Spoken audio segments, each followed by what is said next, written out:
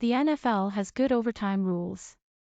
Just ask the Bangladeshi who are going to the Super Bowl. See how that works. Even if your team doesn't win the coin toss for overtime, losing is not a fait accompli. You can still win the game. For days, we've heard people argue, whether writers, sports talking heads, or fans gathered at their favorite restaurant, that the NFL's overtime rules had to be changed after the Buffalo Bills and quarterback Josh Allen didn't get a possession in OT of their epic AFC divisional round loss to the Kansas City Chiefs. From an entertainment standpoint, of course, we would have wanted to watch for as long as possible. Allen and Patrick Mahomes combined for 260 yards passing in the fourth quarter alone, and the team scored 33 points in the final quarter and overtime. But a few of us said the rules, as they currently stand, are fine. And on Sunday, the Cincinnati Bengals beat the Chiefs 27-24 to win the AFC Championship despite losing the overtime coin toss, with Mahomes and company getting the ball first. Football is the ultimate team sport, dependent on three phases, and even in recent years as the stewards of the game have tilted things toward offense,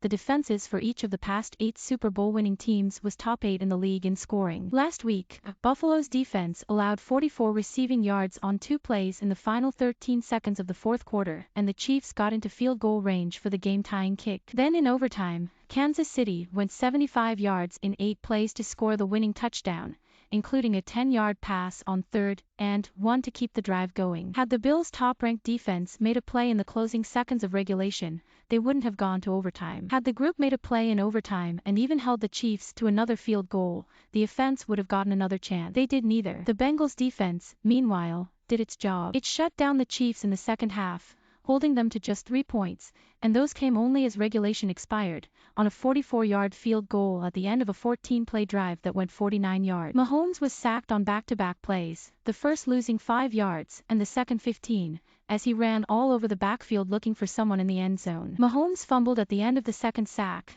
and were it not for left guard Joe Thuney falling on the football, they wouldn't have gotten the field goal try. Then in overtime, Von Bell picked off a pass that went off Tyreek Hill's hands on 3rd and 10. The Bengals got the ball back, moved well into field goal range, and the game was over. That's how it's done. Usually when you win a coin flip to those guys, you're going home, Cincinnati's Joe Burrow told CBS postgame. But our defense really stepped up and made plays in the second half. Most proposals set forth by those who want to see the overtime rule changed are convoluted or lead to still more questions about what then. Playing an extra 10-minute period, then what? Making sure each offense touches the ball once, then what? Almost all proposals come back to sudden victory at some point. There is no perfect solution to appease everyone. Teams can do what the Bengals did Sunday, make the stop on defense and get the ball back to your teammates on offense. Lose the coin toss, win the game anyway.